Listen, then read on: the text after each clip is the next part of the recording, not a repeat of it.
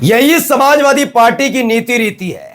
यही नेताजी का आशीर्वाद या फिर उनका पालन पोषण और संस्कार है जो अखिलेश यादव में नजर आता है।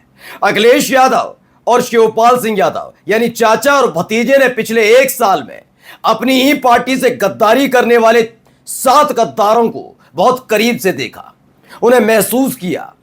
उन्होंने यह देखा कि अपनी पार्टी से गद्दारी करके जो वो बीजेपी के खेमे में चले गए तो क्या उनका मन परिवर्तन होता है, हृदय परिवर्तन होता है?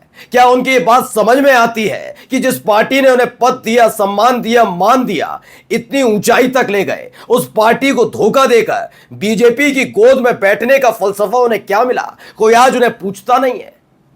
उनमें से 3 ऐसे विधायक थे जिन्हें गद्दार करार दिया है खुद अखिलेश यादव ने, शिवपाल सिंह यादव ने, और तगड़ा एक्शन लिया है। बात सिर्फ ये नहीं है, उन 7 विधायकों जिन्होंने धोखा दिया था उनमें से 4 विधायक वापस समाजवादी पार्टी अखिलेश यादव के साथ, शिवपाल सिंह यादव के साथ आने जा रहे हैं। आज की बहुत बड़ी खबर दिखा रहा हूं। 3 गद्दारों को तगड़ी सजा चाचा और भतीजे ने दी है। नमस्कार, मैं हूं प्रज्वल गौतम और आप देख रहे हैं न्यूज सर्किल। दोस्तों, आपको पता ही है कि पिछले साल लोकसभा चुनाव से पहले राज्यसभा का चुनाव हुआ, वोटिंग चल रही थी, बहुत सारी उथल पुथल वाली चीजें चल रही थी कि ये हो जाएगा, वो हो जाएगा, तमाम चीजें। इन सब के बीच राज्यसभा के लिए वोटिंग होती है। उसमें एक संजय सेठ जो कभी समाजवादी पार्टी के करीबी रहे, वो भी बीजेपी में चले गए। चाहत है हर एक आदमी के पास ये रहती है कि जहां सत्ता देखे, जहां ताकत देखे, वो किसी के सगे नहीं होते, वो भी चले गए। उन्होंने बीजेपी, अब वो जिस चीज के लिए जाने जाते हैं संजय सेठ, वो उस चीज के लिए जाने गए। कैसे भी करके उन्हें राज्यसभा भेजने के लिए बीजेपी तैयार हो गई। अब क्या वजह रही है वो समझाने की जरूरत नहीं, संजय सेठ को जो जानते हैं वो जानते हैं। अब बीजेपी को जुगाड़ की जरूरत थी कि मेरे वाले विधायक तो तुम्हें नहीं देंगे, अब तुम्हें ही जुगाड़ करनी पड़ेगी। तो 7 विधायक समाजवादी पार्टी के बागी हो जाते हैं। मैं नाम पहले बता देता हूं ये कौन कौन से। राकेश पांडे, राकेश प्रताप सिंह, अभय सिंह, विनोद चतुर्वेदी, मनोज पांडे, पूजा पाल और आशुतोष मौर्य। ये सारे के सारे एनडीए के समर्थन में चले जाते हैं और संजय सेठ को वोट कास्ट करते हैं और उसके बाद आराम से संजय सेठ राज्यसभा चले जाते हैं।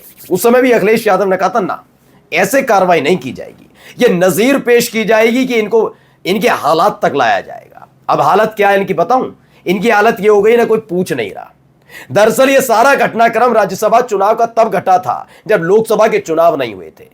ये सारे के सारे विधायक इतनी चकाचौंध में चले गए कि 2014, 2019, 2017, 2022 भाई दनादन बीजेपी बीजेपी बीजेपी बीजेपी चल रही है। तो कहां अखिलेश यादव, कहां समाजवादी पार्टी? यहीं खा गए कच्चा। दौड़े दौड़े गोद में जाकर बैठ गए मोदी शाह के, दौड़े दौड़े गोद में जाकर बैठ गए बाबा के। अब हालत यह है कि कोई बीजेपी में इन्हें पूछ नहीं रहा, क्योंकि राज्यसभा चुनाव के बाद फौरन बाद इनकी उपयोगिता और प्रासंगिकता दोनों बीजेपी के लिए खत्म हो गई थी। इसीलिए इन्हें एक टास्क दिया गया। जानते हैं टास्क क्या था? टास्क यह था कि लोकसभा चुनाव में बीजेपी के पक्ष में माहौल बनाओ। हुआ क्या? नतीजा क्या आया? 400 पार का नारा देने वाले 240 पर आ गए। ठीक है, ऊपर से उत्तर प्रदेश में बीजेपी का बेड़ा गर्क हो गया। जहां जहां से समाजवादी पार्टी के विधायकों ने बगावत करके बीजेपी का साथ दिया था और उसके बाद बीजेपी ने इन्हें लोकसभा चुनाव के लिए माहौल बनाने के लिए भेजा, वहां बीजेपी की करारी हार हुई, बीजेपी प्रत्याशी की हार हुई और इसी ने इनके उल्टे गिनती शुरू कर दी।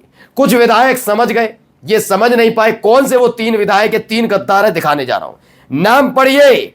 सबसे पहले समाजवादी पार्टी के बागी विधायक अभय सिंह, राकेश प्रताप सिंह और मनोज कुमार पांडे पार्टी से निष्कासित करते हुए कहा कि ये सभी पीडीए के खिलाफ बोल रहे थे।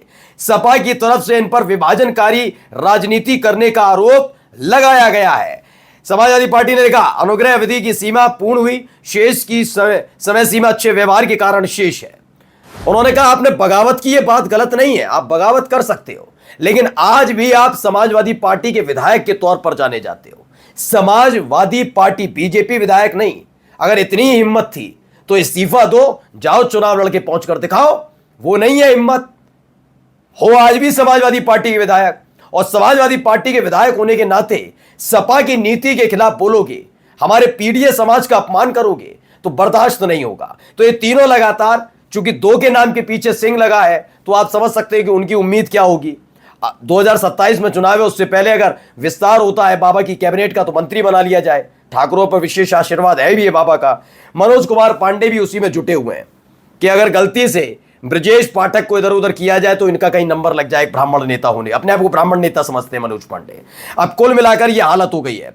चलिए आपको मैं इनका दिखाता हूं समाजवादी पार्टी की तरफ से क्या कहा गया। समाजवादी पार्टी सौहार्दपूर्ण सकारात्मक विचारधारा की राजनीति के विपरीत सांप्रदायिक विभाजनकारी नकारात्मकता व किसान, महिला, युवा, कारोबारी, नौकरी पेशा और पीडीए विरोधी विचारधारा का साथ देने के कारण समाजवादी पार्टी जनहित में निम्नांकित विधायकों को पार्टी से निष्कासित करती है। किस किस को? विधायक गोसाईगंज अभय सिंह, गौरीगंज से राकेश कुमार सिंह और ऊंचाहार से मनोज कुमार पांडे। इन लोगों को हृदय परिवर्तन के लिए दी गई अनुग्रह अवधि की समय सीमा पूर्ण हुई। शेष की समय सीमा अच्छे व्यवहार की वजह से शेष है।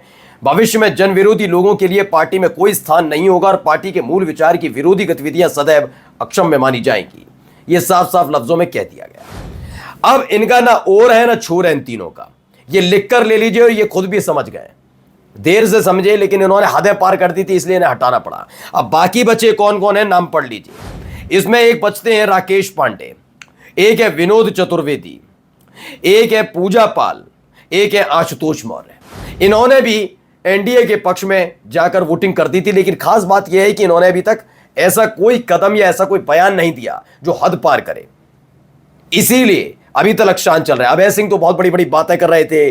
मैंने मनोज कुमार पांडे को भी देखा, वो तो बिल्कुल बाबा के करीबी आने के लिए सब कुछ करने के लिए तैयार है। इस तरह की एक्टिविटी थी, तो उन्होंने समाजवादी पार्टी ने कहा कि हम हटाओ इन सबको। अब आप समझिए इनका हालत क्या है। ये विधायक तो रहेंगे लेकिन इनकी पूछ ना उधर है ना इधर है। ये भूल गए ओम प्रकाश राजभर के साथ क्या हुआ। वो समाजवादी पार्टी से जैसे ही 2022 में सरकार नहीं बनी उसके बाद क्या बयान दे रहे थे। हालत क्या है आज जाकर देख लीजिए। हालत यह है कि किसी ना किसी का पल्लू पकड़कर उन्हें राजनीति करनी पड़ रही है। मैं मानता हूं कि समाजवादी पार्टी विपक्ष में रही और यकीन मानकर चलिए इस बार अगर वो समाजवादी पार्टी के साथ चुनाव लड़ते लोकसभा में तो उनका फायदा होता।